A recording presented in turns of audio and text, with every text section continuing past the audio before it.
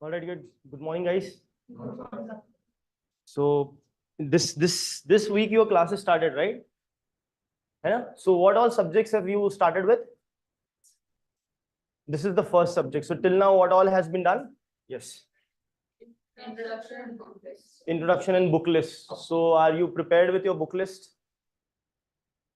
Right? How many books are required to be studied for UPSC? Huh? 50 to 60. Is it 50 to 60 or is it like including secondary books also it is 50 to 60, right? Just the main books. ठीक है, NCERT include करके. Okay. And current affairs for how many months?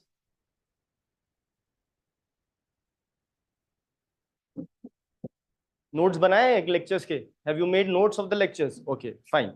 So when are you guys giving the exam, by the way? 2025. So all of you are giving the exam in 2025? Anyone in some other year? No. ठीक है. So have you guys decided your optional subject?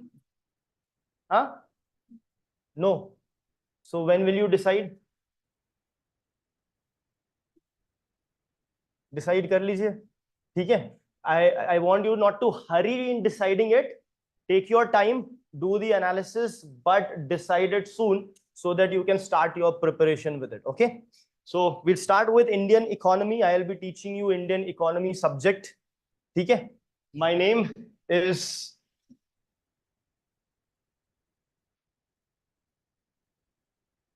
Toha Rahman. Okay. I have given my UPSC exam in 2016 along with my full-time job with L&T. I'm a civil engineer basically. So I've cleared my prelims, I've cleared my mains, I have given my interview on what was the date? 18th April 2017. This was my interview date. Okay. Since then, it's been over 7 years that I'm guiding UPSC civil services aspirants. Previously, for 5 years, I was in another institute, and now it's been quite some time that I am teaching over here. Okay. So that is a bit about me. I will be teaching Indian economy. Okay.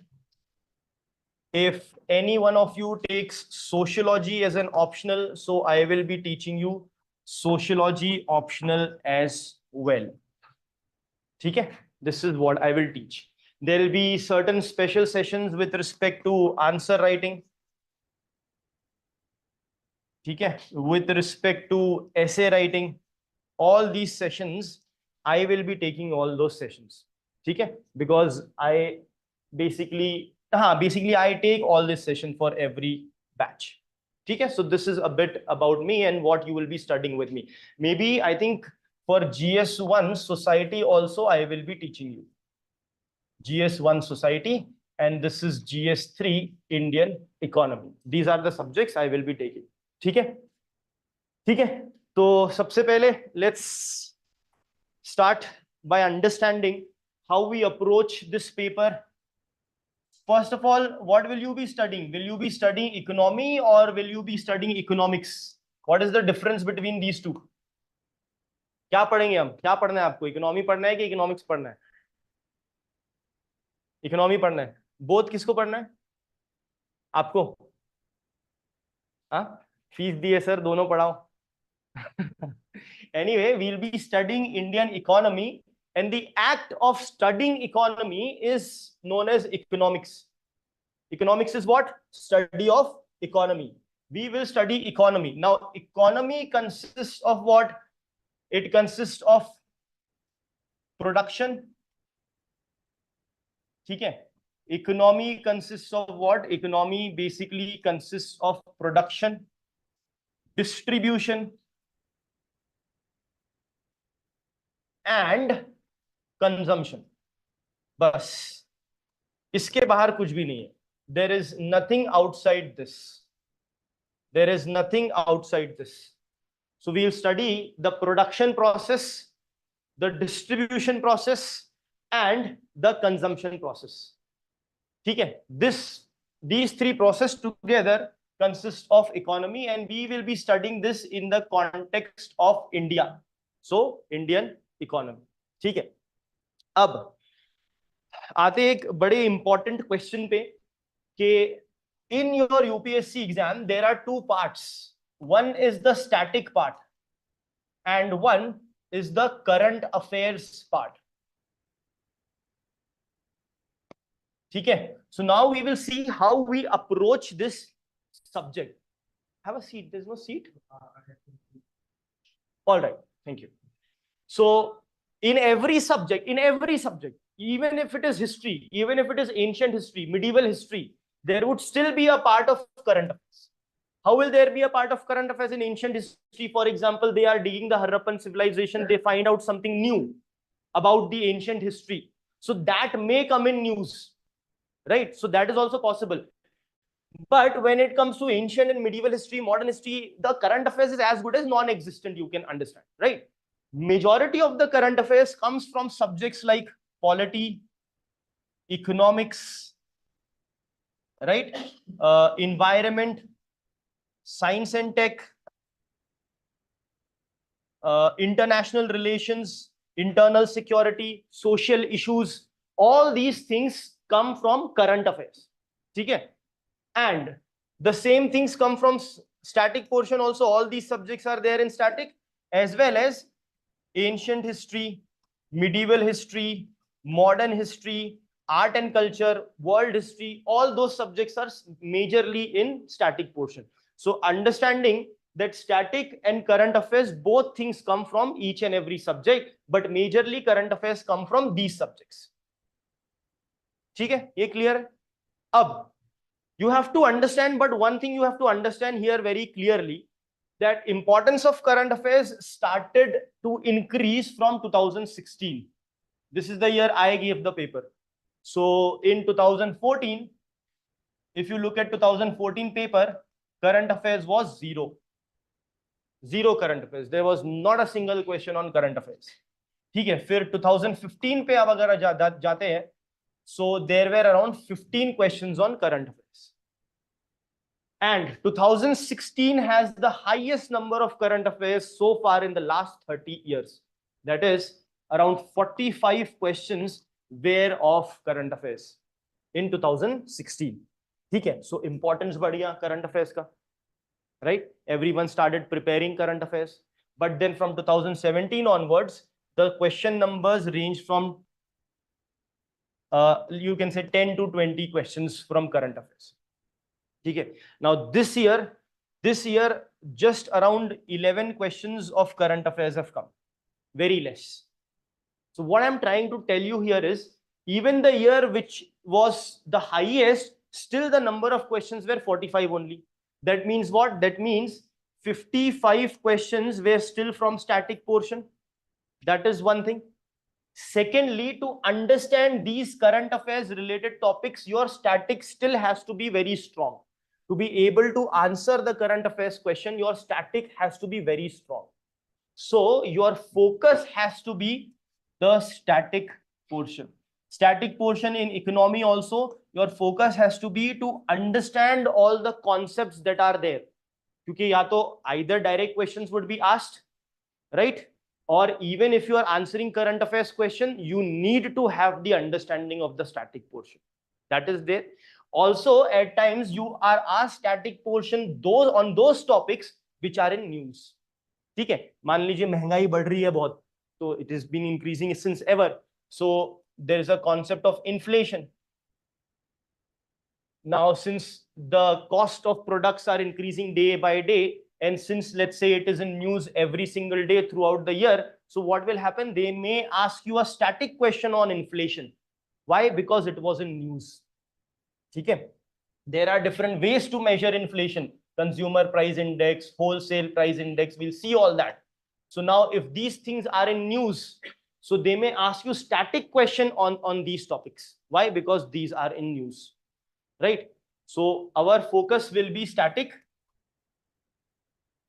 And once that is done, you also have to do current affairs. You cannot leave current affairs, because even if it is 10 questions, next year it can be 20, 30, we do not know what it will be.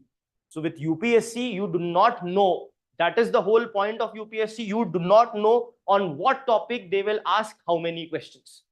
So the idea is to cover everything. ठीक है? So इसमें now let us look at the sources which we will refer. Sources for economics. Number one is your class lecture, which you are attending here, class lecture. Then in the class, I will make you write down certain notes, certain things we will write down. So you will have your class notes, class lecture, class notes. Number three, you would get Legacy IAS printed notes. Okay, this plus every day you get current affairs. Okay, every day you get current affairs and monthly you get a compilation, which is nothing but the same thing. So current affairs. Do not go for multiple sources of current affairs. You will find every day we are giving you 6-7 articles of news. Some other coaching institute again would get 7-8 articles. Like this, every other coaching institute would give different articles, and every coaching institute will have 1 or 2 articles which are different. Okay, so in a month, in a monthly magazine, if you refer 10 different coaching institutes, you will realize 20-30 news articles are different in each coaching institute. So you cannot refer 10 different magazines. Don't run behind those different articles. Anyhow, things will be covered throughout the year. If something is missed today, next day it will be covered. Or after a month, when again it is in news, it will be covered. So refer to only one single source and revise it multiple times. I hope that is absolutely clear. So class lectures, class notes, Legacy IAS printed book, current affairs magazine. Okay. Then when the budget comes next year, we'll be doing that also. That would be the latest budget for you. So that would be budget session. We will cover the entire lecture would be there. Notes would be given, summary would be given, and economic survey. Okay. So these things you have to do. Okay. What about NCERTs? NCERT का भी बहुत नाम सुना होगा ना आपने. NCERT से direct questions आते हैं, बिना NCERT के क्लियर नहीं होता. So what about NCERTs? See, when it comes to NCERTs, ये लिख लिया सबने? लिख लिया? Please लिख लीजिए. Don't go beyond this. Don't try to refer any other book, because there would be some topics: unemployment, social issues, socio-economic things. There is a separate book for that in the market. There is a separate book of human economics in the market. All those books are not required to be read. ठीक है, आप 2-4 lectures साथ में कर लीजिएगा. After doing those 3-4 lectures with me, go and check the previous year questions and whether you can solve those questions based on the lecture notes only or not. ठीक है, you will be able to do it in addition to current affairs. ठीक है. Now, I'll give you an understanding about NCERTs also. So, if you want to study NCERTs for geography and NCERTs for history, these two NCERTs are very important. If you are studying these two subjects, NCERTs are very important, because these two subjects NCERTs become the standard book for those subjects. So if you study 11th standard, there are 2 NCERTs. This forms like a standard book for geography. This year, total 18 questions were there from geography, and I think majority of the questions can be answered. So geography NCERT is like a standard book, very important. You can refer it. History NCERT, from history NCERT, ancient and medieval history gets covered comprehensively. So history NCERT is like a standard book for ancient and medieval history. Comprehensively covers ancient and medieval history. So if you want to study NCERTs, these two are the NCERTs you can study. Okay? When it comes to polity and economics, polity or economics, The NCERT is not a must. It is not a must. It is not required. It covers very small portion. We will be doing much more than that. Polity also, it covers very small portion. Economics also, it covers very small portion. So you should do the NCERTs for polity and economics only when you are having trouble in understanding the concepts. ठीक है? अगर आपको, if you are not understanding the concepts, you're finding it difficult to read from the standard books, you want to go to the basics, then you can refer to polity and economics NCERT. Else it is not required. ठीक है? ऐसा नहीं होगा कि यहाँ पे there are certain things here which is not there in the standard book, or this itself forms the standard book. It's not like that. So these NCERTs you can say are like optional. You may or you may not do it depending upon whether you are understanding or not. ठीक है? In the class I will teach you from the very basics so that you understand everything. But अगर फिर भी आपको problem हो रही है, then you can refer, or else there is no need. So this is the whole truth about NCERTs. ठीक है? चलिए, now let's see the importance of economy subject. So when it comes to prelims, every year approximately 15 questions. ठीक है? You know the exam pattern, right? Exam pattern पता है सबको? पता है सबको exam pattern? You have prelims. In prelims you have GS paper and CSET paper. CSET paper is qualifying in nature. Based on your GS paper, your cutoff is decided and you are selected for mains, right? So this GS paper has how many? 100 questions, each question of 2 marks. Okay? So around 15 questions out of those 100 questions comes from Indian economy. Okay? इस साल थोड़े से कम हो गए थे, 11 questions were only there. But sometimes it is 20, 17, 13, 15. So on an average in the last 15 years, 15 questions have been asked from economy.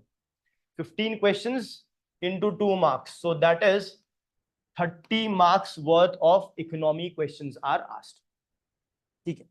If you do whatever I have asked you to do, attend the lectures, read from the lecture notes, do the current affairs, out of 15, you should be able to solve anywhere between 13 plus questions. ठीक है? Questions के जो level रहते हैं economy में, they are very simple. Very simple question. People do not get them right because of the pressure of the examination, but the questions are very simple. ठीक है? And people are also scared of economics, thinking that it's a very technical subject, वो समझना पड़ता है बहुत. ऐसा कुछ भी नहीं है. It's a very straightforward subject. There will be certain tricks also which I'll be telling you when you solve the questions. So out of 15, 13 questions out of 15 should be easily solved by a serious aspirant. अगर आप नहीं solve कर पा रहे हो तो आपको seriousness बढ़ानी पड़ेगी. It is as simple as that. ठीक है? चलिए. This is the importance for prelims. When it comes to mains, so in mains how many papers are there? Huh? How many total papers are there in mains? 9. 9 total papers are there. 2 are qualifying in nature. 1 is English. The other is any regional language. It can be Kannada, Tamil, Telugu, Hindi, anything you can choose. You have to just get 25% marks to qualify these 2 papers. Okay? So these are just qualifying in nature. The remaining 7 are the papers which will decide whether you get selected for interview or not. In that, 2 are your optional paper. Whatever one optional you select, you will have paper 1, paper 2 of that. Then you will have essay.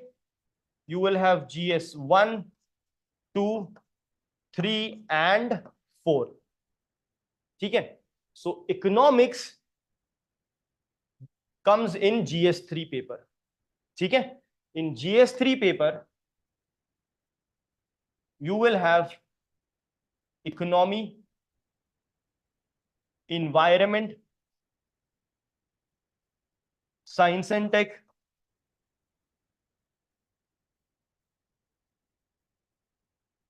disaster management,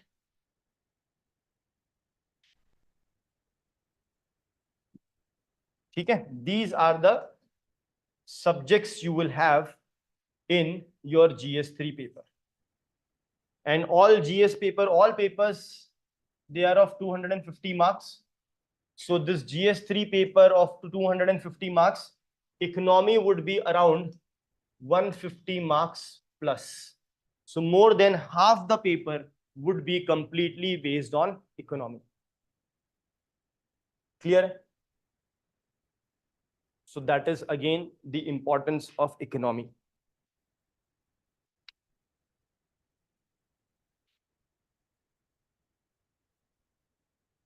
ठीक है? Any doubts? Any doubts? Any doubts, guys? Clear? Sure. Now, when we study economy, economy can be divided into macroeconomics and microeconomics. Macroeconomics and microeconomics. Microeconomics is a very small part. Zyada syllabus mein zyada microeconomics is not there. There is a 12 standard NCERT on microeconomics. Even that is completely not required because that consists of a lot of graphs, equations, all those things are not part of your syllabus. But there are certain small things which is a part of your syllabus. Let's say your consumer behavior, types of goods, all these things which are required in your syllabus, we will study those selective things from microeconomics. The majority of your economy which you will be studying is macroeconomics. This is the main focus of your UPSC examination. Okay?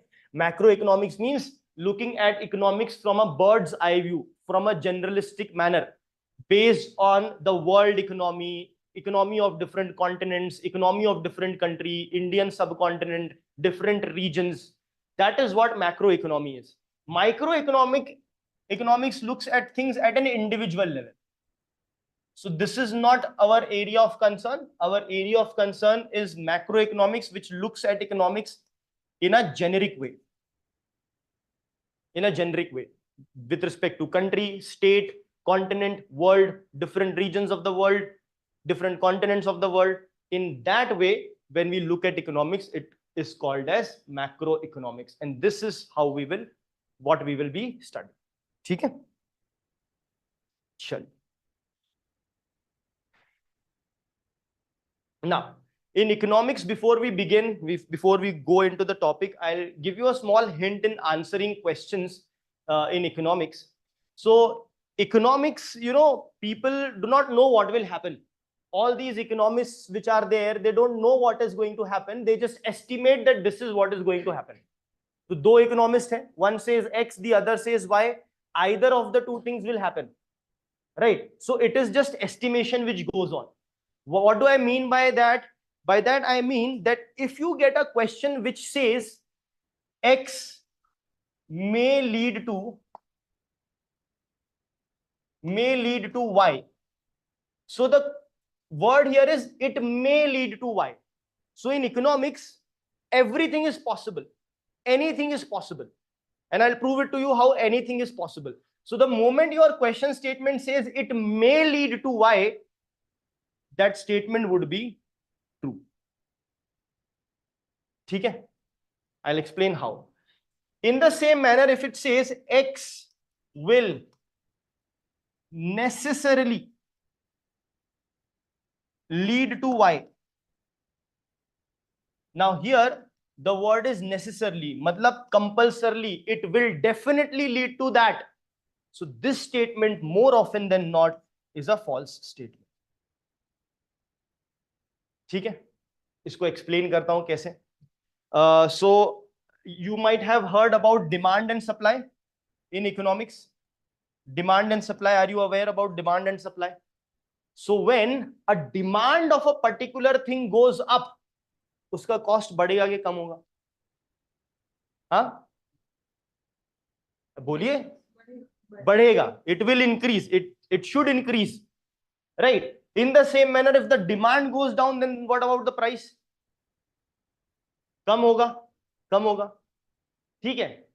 अब we all have faced, been through this COVID scenario.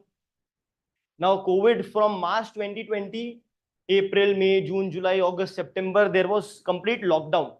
And then at around September, things started opening again.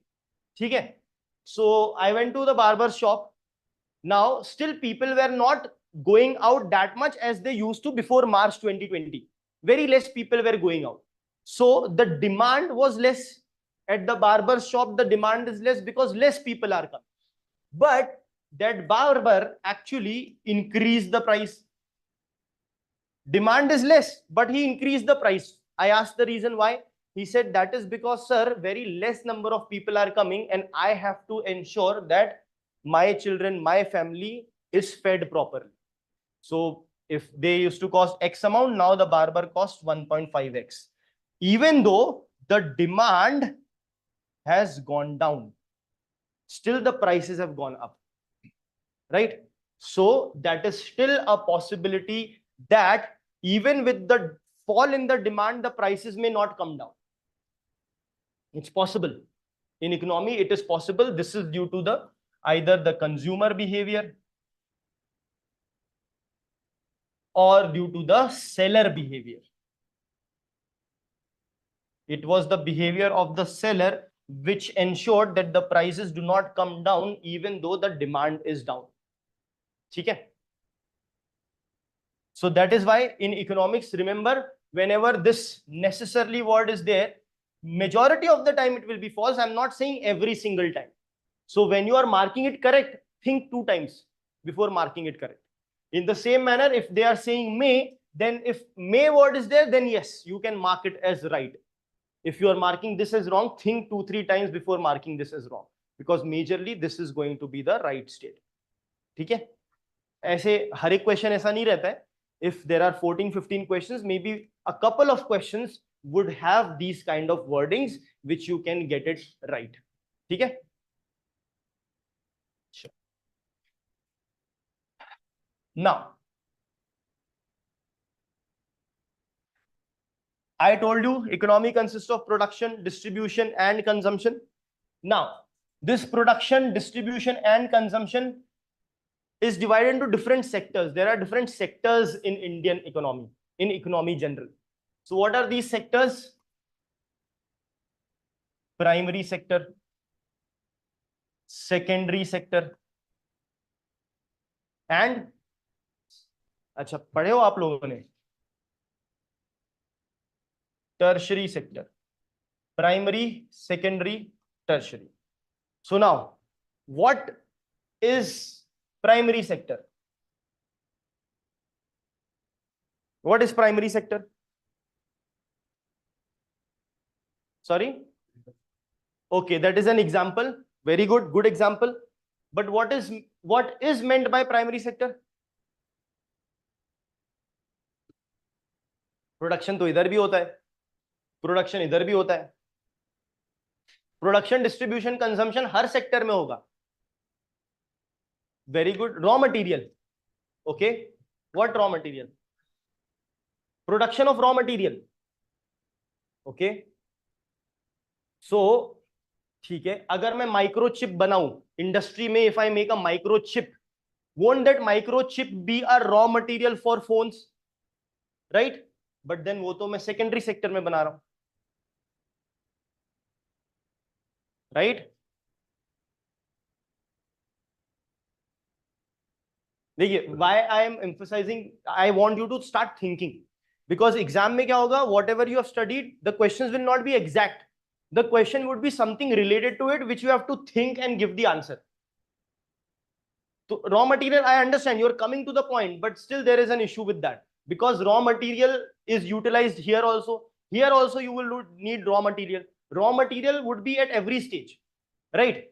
One particular good can be consumed, or it can become a raw material also for the next stage. For example, if there is a wheat production, now I can consume the wheat directly, दलिया बना के उसको खा लो, you can directly consume it, or it can go to a flour shop, convert into atta, then it can go to a you can consume the atta, flour, or that atta can go to a bread factory, becomes the raw material for bread. Now, once it becomes bread, you can either consume that bread, or that bread itself can become a raw material for restaurant to make sandwiches, right? So there can be different levels of raw materials. Raw material can be directly consumed, or it can form a raw material for the next step of processing. Okay? So raw material is not the right word here. Boliye? Good. He's trying his best. Very good.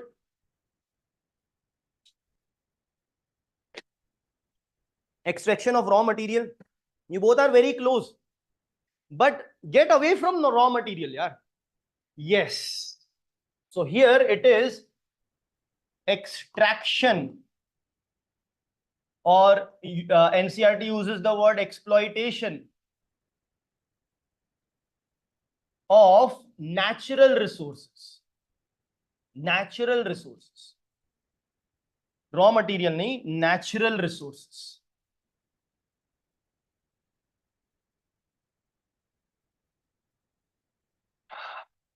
ठीक है. So agriculture, आपने crops grow किए, that is your primary sector. Mining activity. So mining activity में you extract the iron ore, aluminium ore, bauxite ore. So that is again extraction or exploitation of natural resources. Now, example was agriculture also. So now you can produce mangoes. Now mangoes can directly be consumed, or it can go to the processing unit to be converted into maza, fruity, etc., etc. Okay, so raw material is not the point of differentiation, it is the natural resources. The extraction and exploitation of natural resources are a part of primary sector. This is what primary sector is. Okay, now what will be the secondary sector then? Very good. So whatever goods or anything you are extracting in primary sector, when you start processing them, so in secondary sector what happens? Processing of the output from primary sector. So it is mega food parks processing mangoes, processing various crops, or processing iron ores, converting it into steel, manufacturing industries. There is basically industries at work. This is your secondary sector. And your tertiary sector is the sector which provides services. The sector which provides services. यहाँ पे tangible goods, यहाँ पे intangible services. Services, you cannot, intangible means you cannot touch, feel, or see it. So that is services. So tertiary sector would provide services. These are the three sectors. Now there was a question this year on these sectors. I will just give you a question, but before that I want to explain a bit. Direct utilization of natural resources, that's correct. Okay, so primary sector clear ho gaya. If I'll give you example, you will be able to identify whether it's primary sector or not. Basic definition yaad rakhna. Are we exploiting or extracting natural resources? If yes, it's a primary sector. Are we processing something, value adding onto it? In manufacturing sector, industries, is industry required for that? That is secondary sector. Tertiary sector is services. I'll give you an example of services. For example, transportation.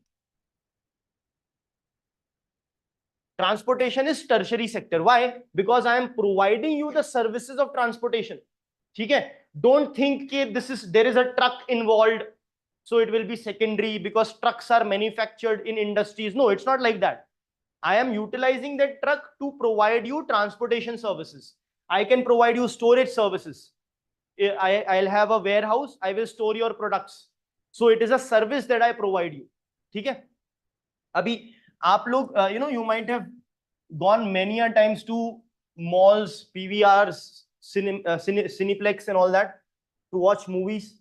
Now, around 500 ml of Pepsi, you can get it around 40 rupees, right? But in malls, they do not give you in plastic bottle of half liter, right? They give you in a glass.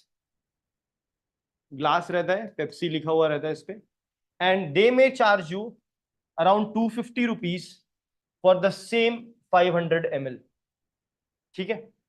Now why are they charging you?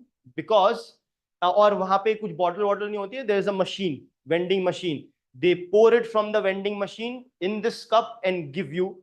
The Pepsi would be worth 40 rupees.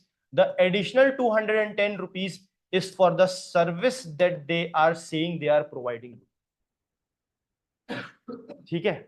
अगर if they sell this, they will have to sell it at 40 rupees because 40 rupees is the MRP, that is the maximum retail price. That is why they don't sell it like this. They sell it in the cup. They have given a cup from their own side. They can charge anything for that. Plus, they are providing you service by pouring it and giving it to you. So that is that additional 210 rupees is for the services. Now, this is also service. ठीक है? So service में you cannot touch, feel. It is services are basically intangible. Intangible. It cannot be touched, seen, or felt. Whereas primary and secondary sector, you have goods. You have goods, and goods are tangible. They are physically present. Goods are tangible. You can touch them. You can see them. You can feel them. This is the major difference. Okay? So primary, secondary, tertiary is absolutely clear. Now, there are two more sectors which are not major, but you should know from the perspective of examination. The fourth sector is quaternary, and the fifth sector is quinary. So quaternary sector will consist of research and development activities. Research and development activities. So the sector in which research and development is going on is your quaternary sector. Okay? And finally, the quinary sector is the sector in which you have top level decision making. Top level decision making, basically your government and bureaucracy. This is the quinary sector.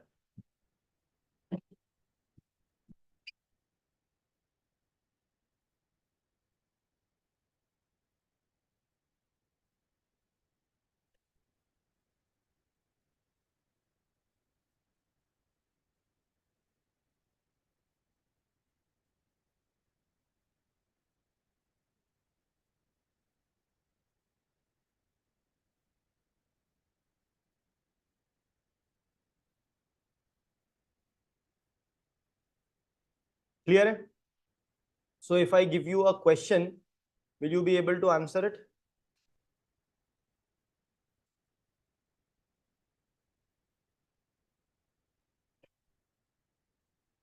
Yeah.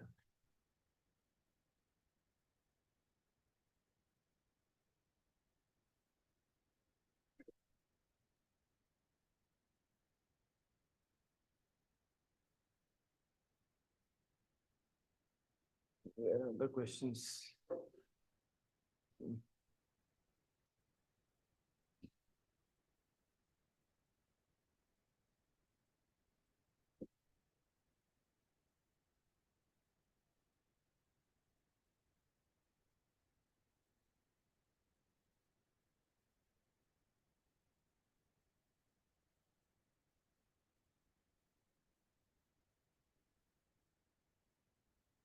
Just give me a moment. I'm trying to find the question.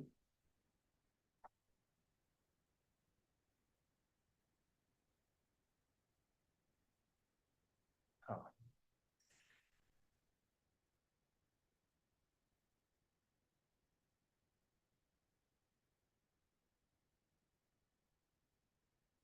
Yes. ठीक है, चलो. Let's try to solve this.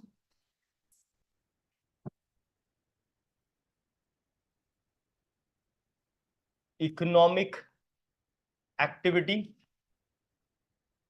and here they have given the sector. ठीक है. Now, first is storage of agricultural produce. Storage of agricultural produce.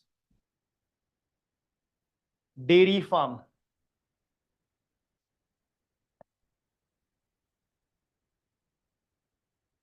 Mineral exploration.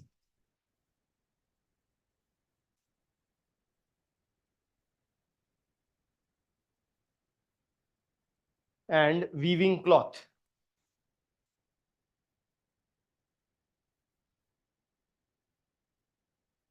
ठीक है. And here secondary, primary, tertiary, secondary. Secondary, primary,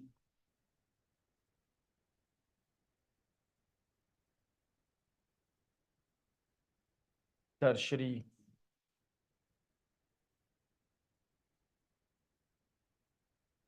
secondary.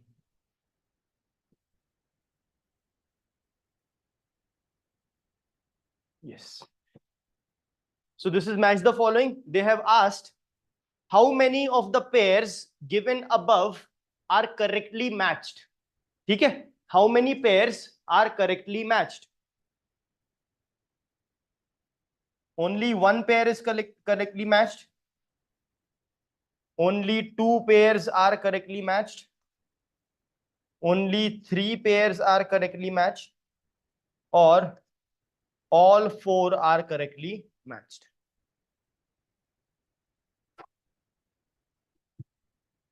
Sorry. Acha. So I have got an answer only three. Any other answers? कौन बोला only two इधर से? Okay, only two, only two. Okay, so I have got only two also. Two more options are remaining.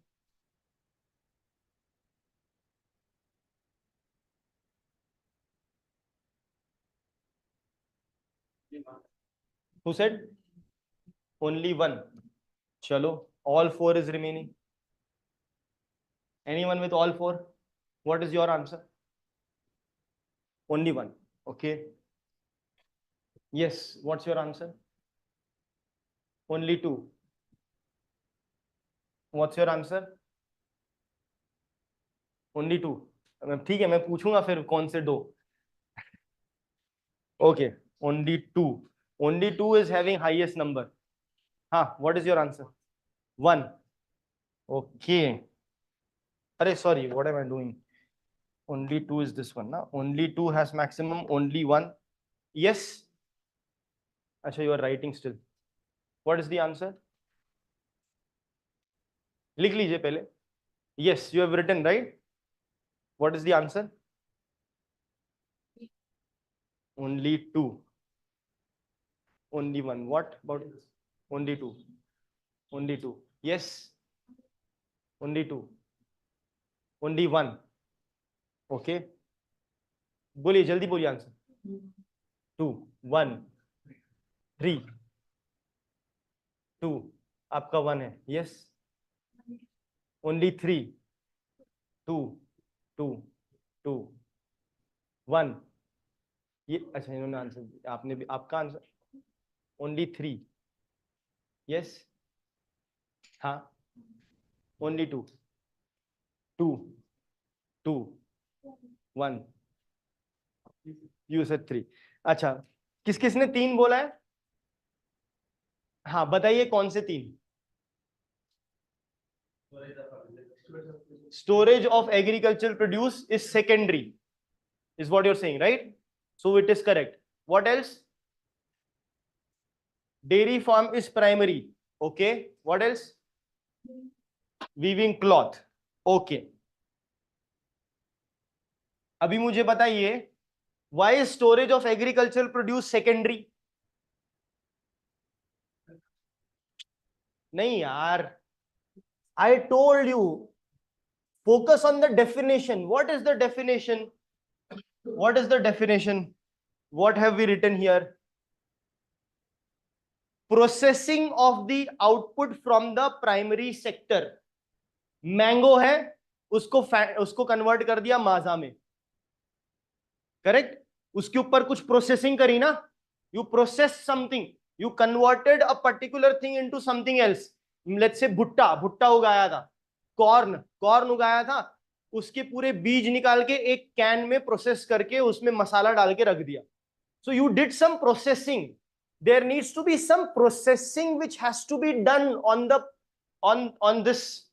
the output of the primary sector. ठीक है?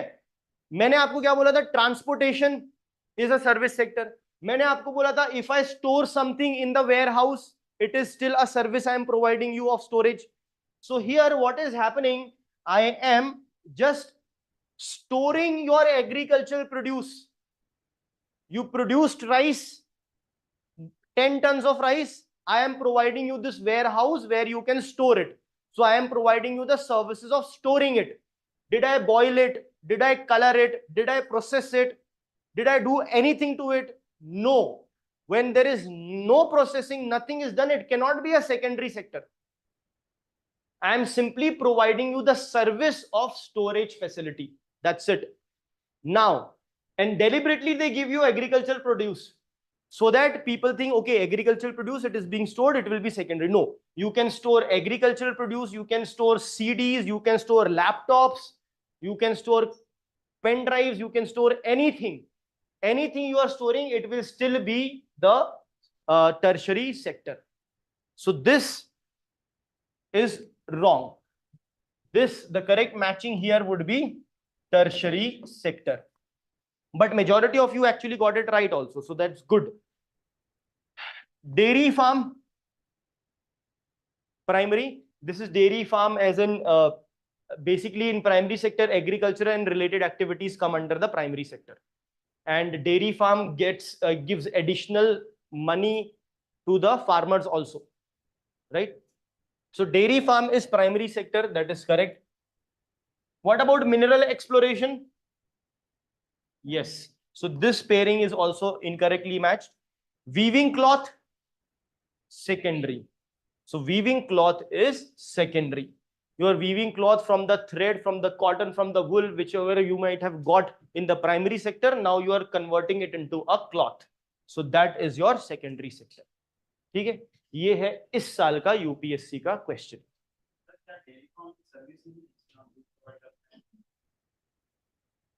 तो फिर तो यार आप बोलोगे कि एग्रीकल्चर भी सर्विस है जिसमें मैं राइस प्रोवाइड कर रहा हूं दूसरों को, right? When you are providing milk, can you touch milk? Can you touch milk? Yes और no? Can you feel it? Can you see it? It is a tangible good that you are providing. ठीक है? So that is dairy farm is a primary sector. Rice, production of rice, mangoes, this agricultural, horticultural crops, food crops, non-food crops, all that is primary sector. ठीक है? Like when it is in an industry, when it is providing to someone, then it becomes a service. So like the work of a dairy farm is to provide milk, curd, and everything to people. So like, how is it becoming service? Then to everything will be service. dairy farm तो एक वो distribute type का हो गया ना, ये central हो गया, सभी को distribute करता है. Let's say person cows milk अगर ले रहा है, हाँ, तो उसका purpose के लिए वो exploit कर रहा है natural resource, let's say cow. हाँ, dairy farm एक central decentralized form हो गया जिसमें सबको हम मतलब cows को लेके आ रहे हैं, जिससे हम distribute कर रहे हैं. नहीं, अब आप see, please understand, if you have one single cow or you have thousands of cows, you are still exploiting the natural resource. You are directly milking the cow.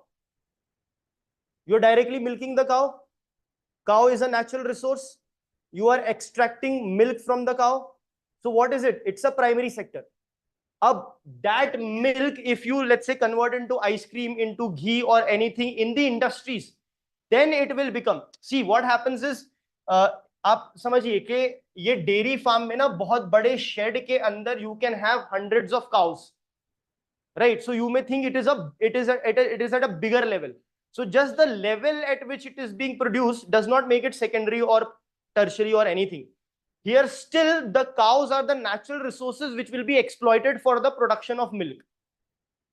ठीक है? So the dairy farm wherein milk is extracted from cows, buffaloes is the primary sector only. Afterwards, later on, you need a big network, transportation. Now I have millions of tons of milk. Now how do I transport? So now I need transportation services. That would be the service sector. ठीक है? यहाँ पे basic है extraction of milk. Extraction of milk. Extraction of milk, no matter or at how much bigger level, it will still be a primary sector. So dairy farm. Dairy farm. Dairy farm. ठीक है? चलिए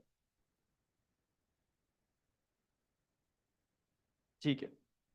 So we saw the different types of sectors. Major is primary, secondary, and tertiary. Sorry, milk sold to the households, as in even the house. Hmm. I mean, the milk is processed into something. Milk is Processed into something. Right? okay. So outwards, that's not belong to secondary sector. अच्छा, नहीं, I'll tell you that. Okay. See, in a household, when in you're saying in household milk can be converted into ghee, right? But if you are not selling it, then it will not be an economic activity. ठीक है? ये चीज clear होनी चाहिए. So let's say I got milk at my house. Now throughout the month I collect the cream of the milk. So I collected the cream of the milk. Now with the help of this cream I converted into ghee. So there is processing which has taken place. Now that I have processed it, converted into ghee, and if I sell it, this becomes a secondary sector. But if I am consuming it, so it is not an economic activity at all. ठीक है? Whenever there is any activity which is done in which there is no transaction happening, then that will not be an economic activity. ठीक है? इसी तरह हम आगे चल के जीडीपी पढ़ेंगे, ग्रॉस डोमेस्टिक प्रोडक्ट, कि एक कंट्री कितना प्रोडक्शन करती है. अब इसमें क्या होता है कि there are different methods, expenditure method, income method, value added method. So income method means everyone's salary and profits. So let's say domestic work. Domestic work means household maid who clean, let's say clean and broom the house. So if I am doing it on my own, I will not be paying salary to myself. So that will not be a part of GDP. But if I'm hiring someone and they are doing that and I'm paying them the money, then that will be an economic activity. ठीक है? And then that will be a part of GDP. ठीक है? So यहाँ पे this becomes a secondary sector if I am selling it out. If I'm not selling it out, it is not an economic activity. ठीक है? चलो, good question. Now, so we have seen primary sector, secondary sector, and tertiary sector. As I said, economics, they just keep estimating. So write down stages of growth by W.W. Rostow. Stages of growth by W.W. Rostow. ठीक है? Stages of growth by W.W. Rostow. So this guy was an economist. He saw different economies of the world and realized that economies grow in a linear manner. Linear manner as in, सबसे पहले economy में आता है primary sector. The very first sector in economy is the primary sector. First the primary sector develops. When the primary sector develops, then the economy shifts to the secondary sector.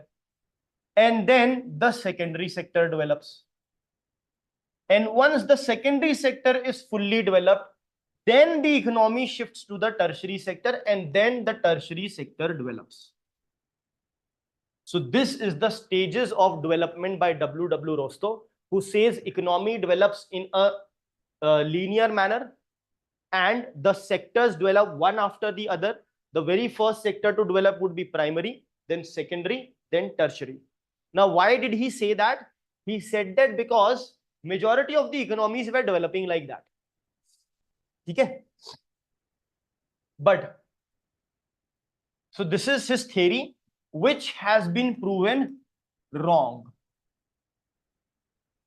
By whom it has been proven wrong? It has been proven wrong by countries like India and other South Asian countries.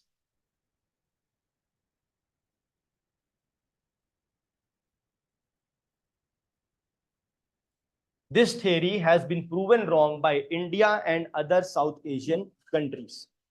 How has it been proven wrong? Because the growth of India is different than what Rostow predicted. Rostow predicted first primary sector will develop, then secondary sector will develop, then tertiary sector will develop.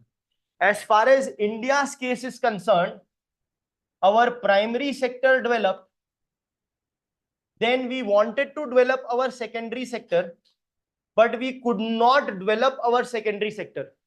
And in the 1980s, the tertiary sector started developing. So presently, India's story is developed primary sector, developed tertiary sector, and secondary sector of India is underdeveloped. It is underdeveloped.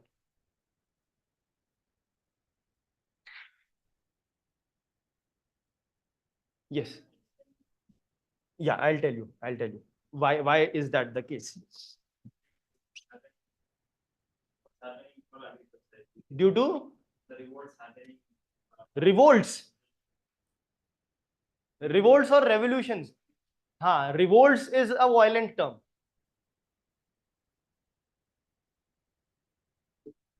आजादी मिल गई, अब कहां revolt? आजादी वैसे Britishers से मिली है, बाकी आजादी अभी भी नहीं है. Anyway, so I'll explain why did this happen. ठीक है, वो we will do it in detail in planning chapter. See, first primary sector, once we got independence, the situation was खाने को नहीं है, people are dying. So our focus was to provide food to the people. So the focus was automatically to develop the primary sector. ठीक है, we in the first 5-year plan we started developing the primary sector. After primary sector, the idea was then we will develop secondary sector. Okay, because tertiary sector at that time did not exist much. In the name of tertiary sector, you only have transportation, storage, and all that. Information technology, etc., was not there in 1950s, right? So this sector is as good as non-existing. Our focus was develop this, give people food to eat, and then develop this secondary sector. And there were more than 70% people engaged in primary activities. So there were too many labors also. So what will happen when we develop the secondary sector? These labors could be transferred to the secondary sector as industrial labors. So that was our idea. The idea was very good. But the problem with that idea was, in the second 5-year plan, when we started developing the secondary sector, to develop the secondary sector, a lot of money is required. ठीक है, industries डालना है, equipments चाहिए, technology चाहिए, machines चाहिए, you need all those things.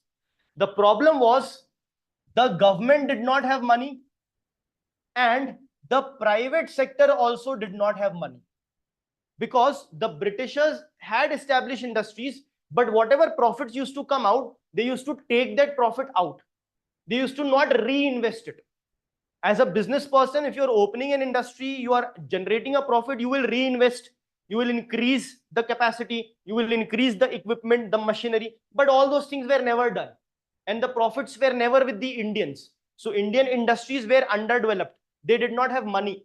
So since the government did not have money, the government had an option. should I focus on this or this? I cannot focus on both the things together because paisa hi nahi hai. Clear? Is this clear? So I cannot focus on both the things together. So first 5-year plan, we focused on this. We were doing well. Then we thought, let's focus on this also so that we can transfer the labors over here. And this secondary sector is a faster growing sector. Why? Because machines are involved. Machines can produce faster. Agriculture, rice को grow होने में 6 महीना लगेगा तो 6 महीना लगेगा ही. You can't do anything about it. If it takes 6 months to grow, it will take 6 months to grow. You can't do anything about it. But in industries, you can fasten the production process by increasing the number of machines, and it is faster. So we tried to do that in the second 5-year plan, but we failed because of lack of money. So we went back to the primary sector focus. Okay, right now we can't do it. We'll do it later. Let's go back to primary sector only because food production is very important. It's not that 1 year you produce food and then it will be there forever. Every year you have to ensure that the production is good. So we went back to the primary sector focus, and our focus was primary sector up till 1980s, 1980, 85. Okay?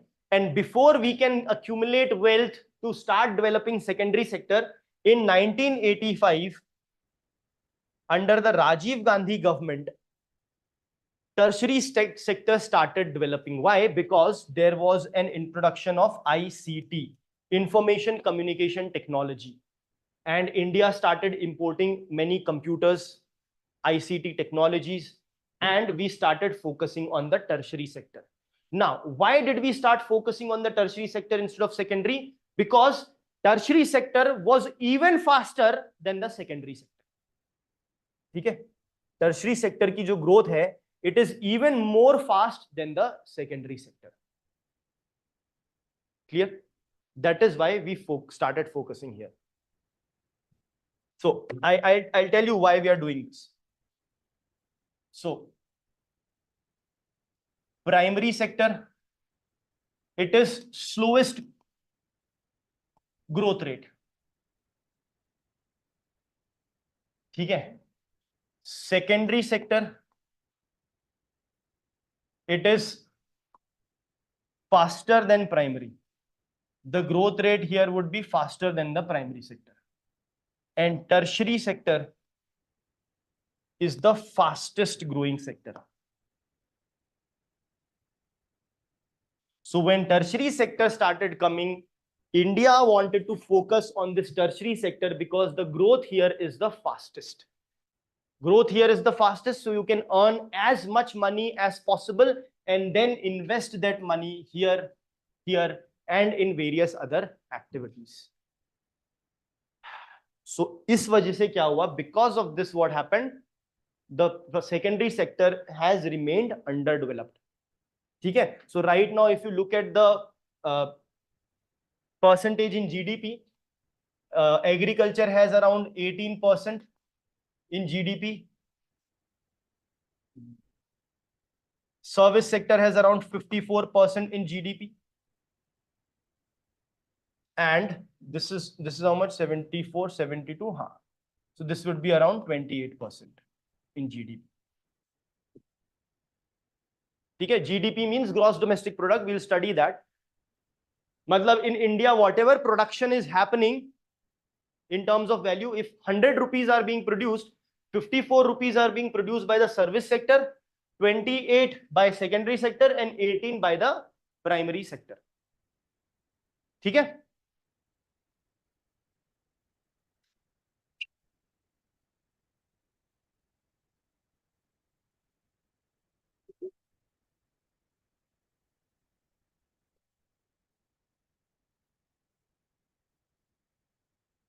Sure.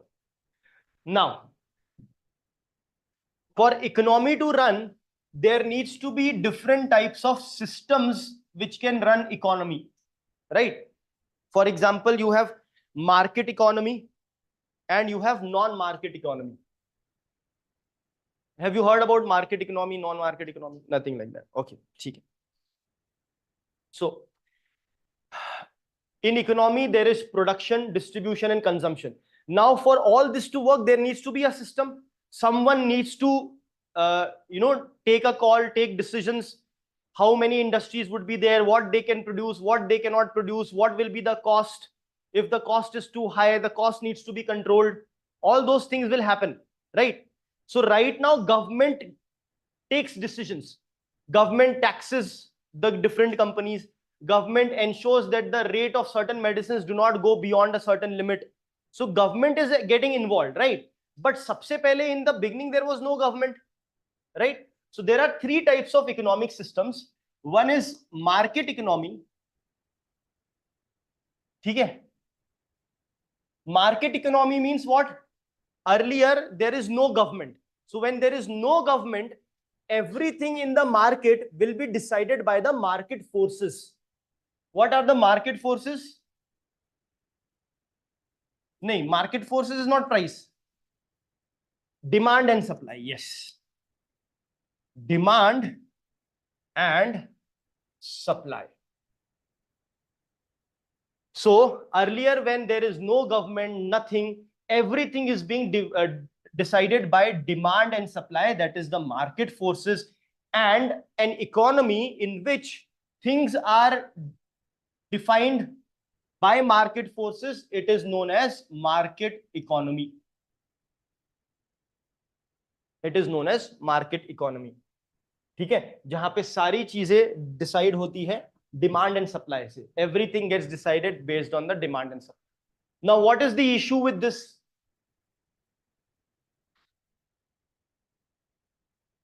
What is the issue with this? Very good. So since things are being decided by demand and supply, if the demands are too high, the prices will go up. If people demand a lot of rice, the prices of rice will go up. The people who are poor will not be able to afford rice. So when you're not able to afford rice, you will die out of hunger. You cannot afford rice, you cannot afford health care, medicines, so on and so forth. And then you may face certain problem.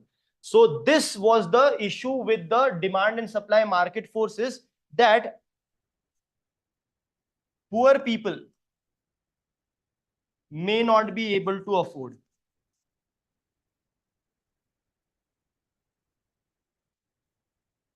So when poor people would not be able to afford, then what happens? Then comes the role of the government. Okay?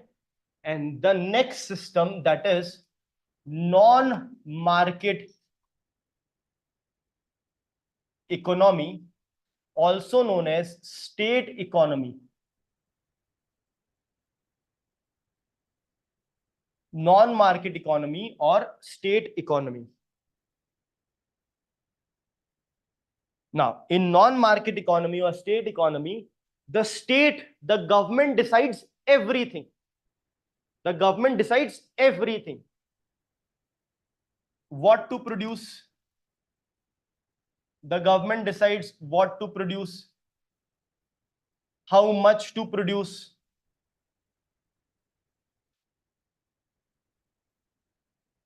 how to produce,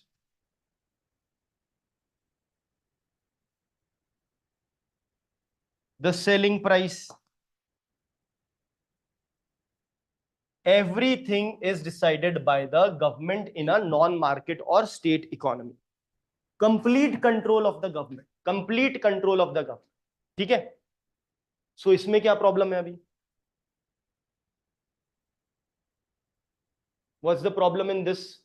This was market economy, everything decided by market forces. This is non-market economy, everything decided by the government. Yes, what's the problem in this now? Rules and regulations are? Okay, so what is the issue in that? People depending on other applications, other productions will get it. Okay, ठीक है. अरे देखो, the government is deciding what to produce. सब government decide कर रहा है. देखो अभी क्या, हाँ, सो क्या हो रहा है? What to produce, the government is deciding. So I cannot open a business and start producing what I want. The government is deciding. The government is giving license. Yes, everything is controlled by the government. How much to produce, that also government is deciding. Just imagine we open an institute and the government says you can have only 2 students enrolled. How much to produce? So if the government suddenly says in this legacy IAS you can have only 2 students at a time, so that will not be profitable for the institute, right? So here how much to produce also the government is deciding. So mera profit kahan gaya fir? I have no say in the profit. How to produce, what is the selling price, that is also the government is deciding. So my profit motive is gone. My profit motive is gone. And since my profit motive is gone, people would not be eager to open businesses, right? And that would be a very big problem. Why that would be a very big problem? Today, when medicines and all these research and development take place and we are having medicines for so many issues, that is because there is a profit motive. People think if I develop a medicine for this particular disease, it will sell a lot and I will earn a lot of profit. So let me do research and development and produce these things. जब आपके पास profit motive ही नहीं होगा, then no one will care to produce any medicine or anything, because everything is being controlled by the government. So here there is too much control of the government. Here there was no control, the poor people would be left behind. Here there is complete control, there is no profit motive, businesses and all will not be eager to do anything. So the economy would again not run over here. Okay? Here the economy would run, but people would be left out. People would die out of hunger, people would be poor, they will not be able to afford, and only few of the people would survive and thrive. Here everything is controlled by the government, so economy would come to a standstill because people would not want to produce, because everything the government is only deciding. I want to sell something at 200, the government says no, sell it at 100 rupees. How can I sell it when my production cost itself is more? So this is an issue. So market economy, non-market economy. So non-market economy came into existence because there was issues in the market economy. Non-market economy came, but there are issues here also. So then we will come up with the third type of economy, that is, or the system, that is the mixed economy. Mixed economy. Now in mixed economy, market forces are at play. Market forces will decide the cost and everything, but there is market forces plus there is government intervention also.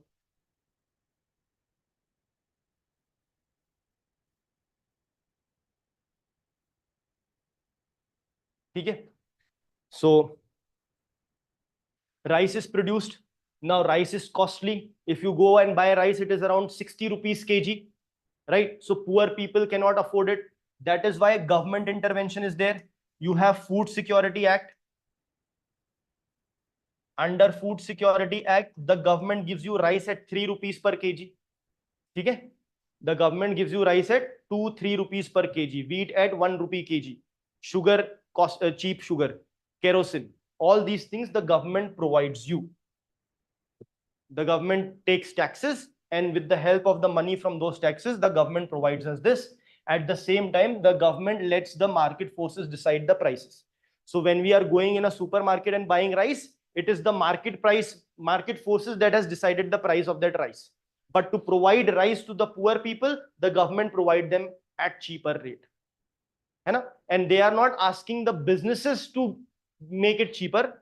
They are providing it from their own pocket as in whatever taxes we have paid. At the same time, there is a profit motive which is allowed. Businesses can profit so that they thrive, but the government controls profiteering. ये एक अलग concept है, profiteering. So the government allows profit, but the government controls profiteering. Profiteering is when you exploit someone too much for the profit. So profit karna is fine, but only up to a level. You cannot profiteer because of that. Okay? Profiteer is extracting profit to the level of exploiting the people. Okay? So itna exploitation nahi hona chahiye. That is taken care by the government. but at the same time, there needs to be profit motives so that businesses can thrive. This is also taken care by the government. So this is the mixed economy system, and probably the best economy system that there exists. Okay. Now, if you look at, of course, India follows this. Okay, India follows this. Now, the first two systems that we saw, these two systems. Now, these two systems in its purest form is not available anywhere in the world. Okay. But the closest examples we can give. For example, if you want an example of a market economy, for example, USA is an example of market economy. But again, it is not 100% market economy. Still, there is some government intervention, but very less. Okay. If you look at non-market economy, China is an example of a non-market economy wherein the Chinese government decides everything, but still there are private players also. So it is not 100% non-market economy, but majorly it is a non-market economy. Because majorly it is like that, but there is no country in the world having a pure example of market and non-market. Okay? It is the closest you may get is USA, right? But here also to some extent government intervention is still there. It is the closest example of market economy. North Korea, again, state economy, right? Because the government is deciding everything.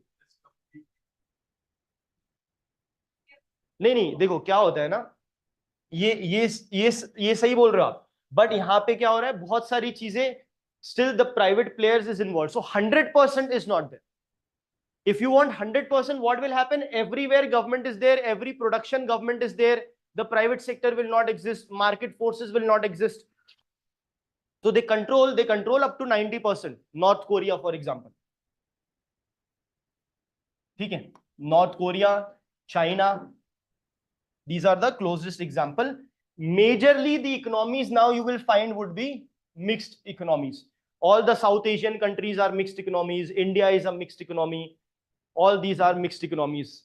Okay?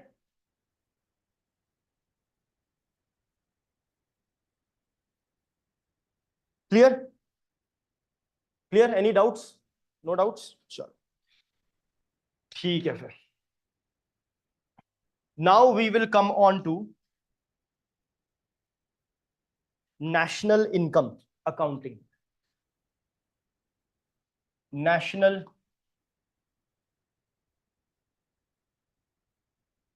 income accounting. Okay? Basically, we will try to understand what is national income of India. We will try to calculate the national income of India. Okay? So we'll see all those concepts which are there under national income accounting. There are two major concepts under this. Number one is GDP. Number two is GNP. GDP. This is gross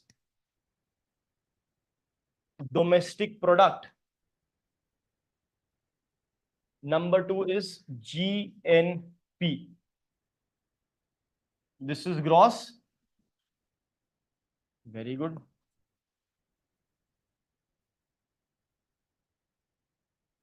Gross national product.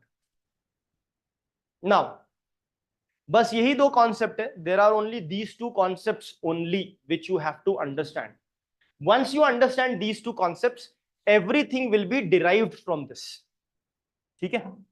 So चलिए समझते हैं ये दो concept.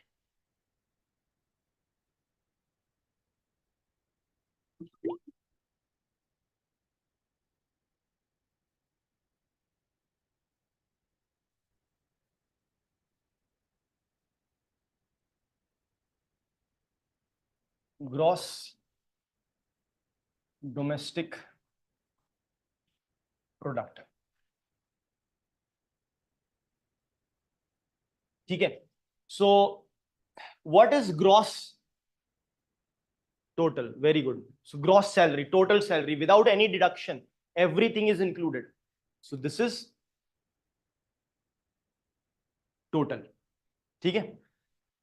Product Product means an economy produces. I said an economy produces. Economy can produce any goods or any services. Goods in the primary, secondary sector and services in the tertiary sector, right? So this would be product. Product means goods and services. Okay?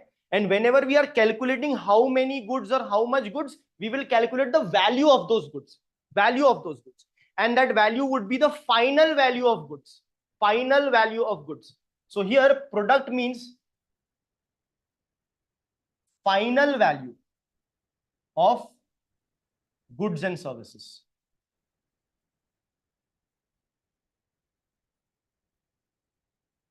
Final value of goods and services. Okay? Product means final value of goods and services.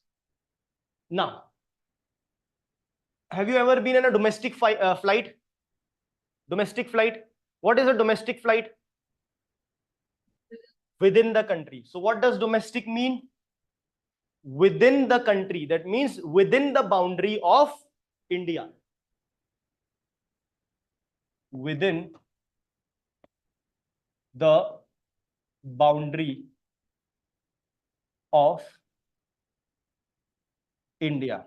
So what is your GDP then? GDP becomes the total final value of goods and services produced within the boundary of India. Produced word यहाँ पे लिख देते हैं. Produced within the boundary of India. Produced within the boundary of India. ठीक है, बस यही definition है. Now do not try to add anything extra from your end. ठीक है? If you don't add anything extra from your end, you will not face any problem. So what is the definition of gross domestic product? Total final value of goods and services produced within the boundary of India. ठीक है? अब next is gross national product. So यहाँ पे चीजें तो same रहेगी. Gross is same, that is total. Product is also same. Final value of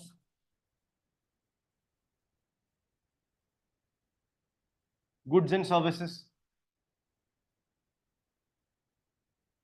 National means यहाँ पे domestic means produced within the boundary of India. यहाँ पे national means produced by the produced by the Indian nationals. Indian nationals मतलब Indian citizens. So national मतलब अपन बोलते हैं ना nationals. India के nationals है. We are nationals of India, right? Indian nationals. So produced by Indian national. That means Indian citizen. That's it.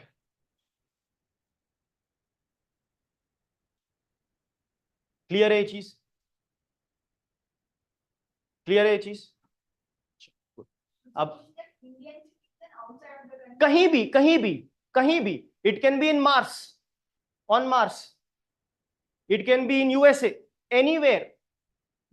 Was it produced by Indian national? Yes, then it's a GNP. Anywhere in the world. ठीक है? It will be a part of GNP. ठीक है?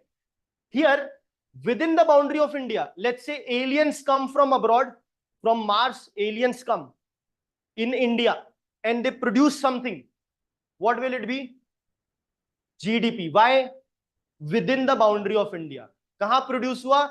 Within the boundary of India. So it is GDP. किसने produce किया? Indian national ने. So it is a GNP. Simple. कोई doubt नहीं इसमें, right? So where it was produced? Within the boundary of India. So it is GDP. Who produced it? Indian nationals produced it. So it is GNP. So if Indian national goes to France and produces, what is it? It is GNP. For France, it will be what? GDP. Exactly. So for France, what we are taking into account as India's GNP, for France it will be GDP because that is being produced within their boundary of the country. Okay? So a GDP for one country can be GNP for another country. Understood? So this is the difference between GDP and GNP. Okay? Let's break for 10 minutes and then let's develop on this idea and derive various other things from this. Okay? Let's break for 10 minutes. Thank you.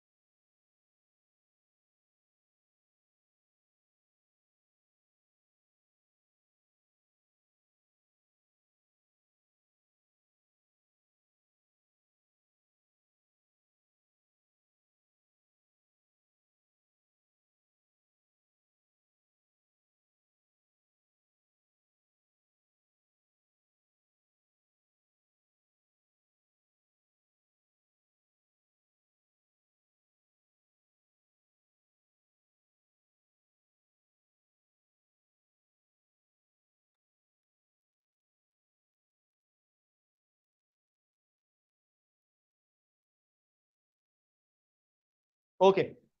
So GDP and GNP is clear, right? Now, one each concept can be derived from both of them. That, for example, this gross domestic product, which is GDP, there would be net domestic product,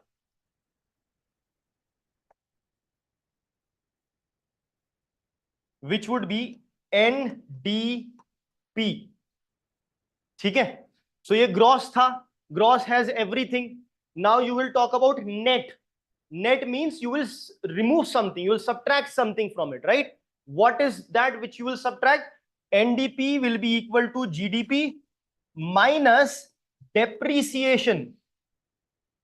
I'll explain what depreciation is. NDP is GDP minus depreciation.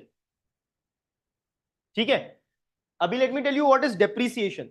Whenever you are producing anything, let's say in industry you are producing something, so there is a machine which you are using. So when you use that machine, there would be a wear and tear of that machine. For example, in an economy, to produce, you are utilizing a machine or any equipment, not necessarily a machine, it can be any equipment. Now the life span of this equipment is, let's say, 10 years, right? Lifespan is 10 years. That means every year 10% is getting depreciated. No, even when you use it for 1 year, now you can use it only for 9 years. When you use it for 1 more year, now you can use it only for 8 years. So every year 10% of this machine is getting eaten up. It is getting over, right? So you have to take that 10% as the depreciation, and you have to subtract that depreciation from GDP to get net domestic product. इसका मतलब ये होता है कि if my GDP is 100, my depreciation is 10, so my NDP would be what? 100 minus 10, 90. That means to create this 100 GDP, 10% of depreciation was done. That is why the NDP would be 100 minus 10, that is 90. ठीक है? It shows the efficiency. ठीक है कि आपने 100 GDP produce. To produce 100 GDP, how much depreciation you were required to do? So 10 depreciation you were required to do, and that is why your NDP is 90. ठीक है? But the thing is, when you compare different countries, you use GDP to compare, not NDP, because this value may differ from place to place, from country to country. A machine may have a 10-year lifespan in India, may have a 15-year lifespan in a temperate country, and may have a different lifespan somewhere else. And the method of calculating depreciation will vary from country to country, which will create more diversity. So we don't want that. That is why we use GDP to compare, not NDP. ठीक है? Clear है? So this is your concept of NDP. In the same manner, this is gross national product, GNP. So you will have what? Net national product also. So you will have net national product, which would be what? NNP, which would be equal to what? GNP minus depreciation.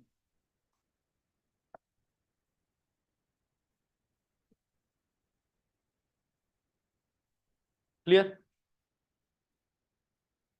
Clear है? सब समझ रहे हैं यहां तक? Are we going too fast, too slow?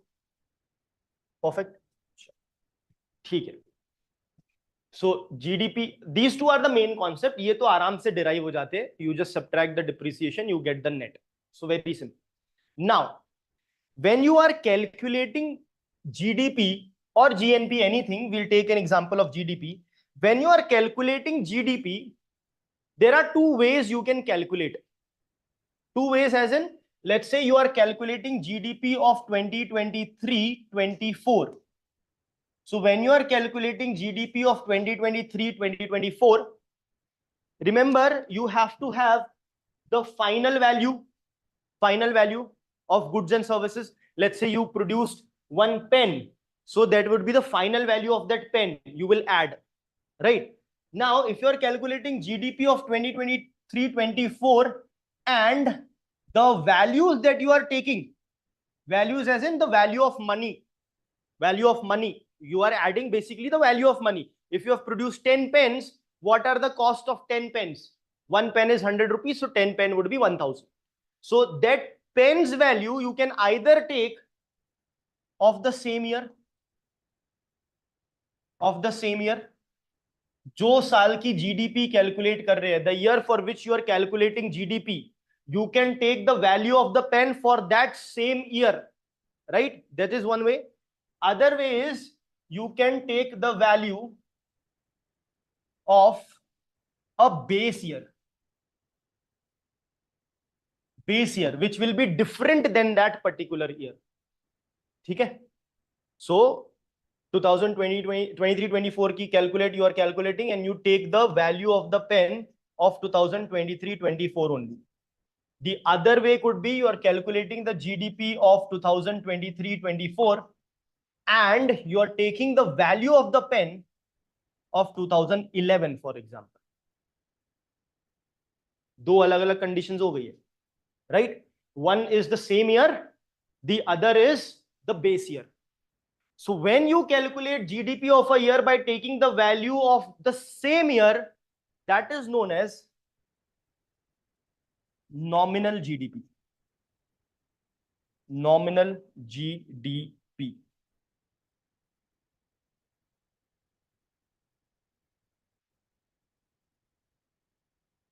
Nominal GDP. When you are calculating GDP by taking the value at the base year, then that is known as real GDP.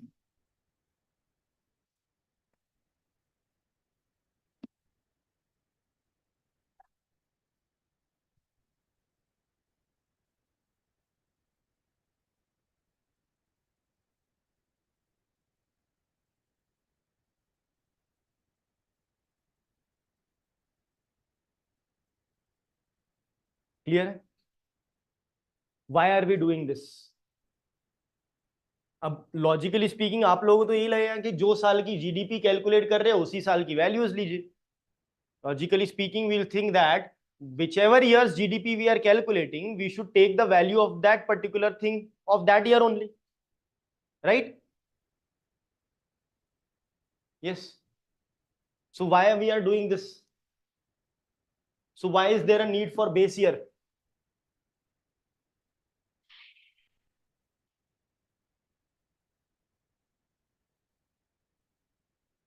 Good. He's coming on to a good point.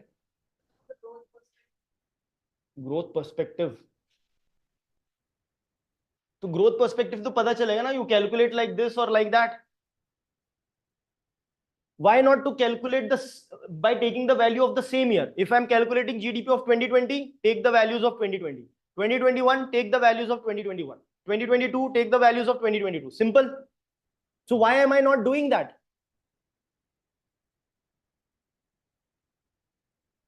तो base year 10 साल पुराना. Why is that base year 10 years old? Sorry? We get to know the value of that book, sir. Whether the value of that book is increased or not. Okay, fine.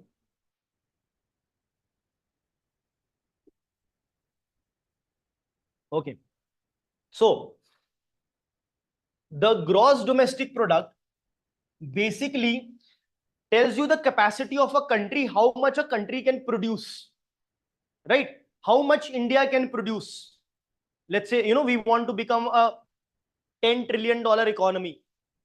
So when we become $10 trillion economy, that means we are producing goods and services worth $10 trillion, right? So GDP is there to understand how much is the capacity we have to produce, right? Now to be able to measure our capacity to produce, the price of which year we are taking into account is very important. Why?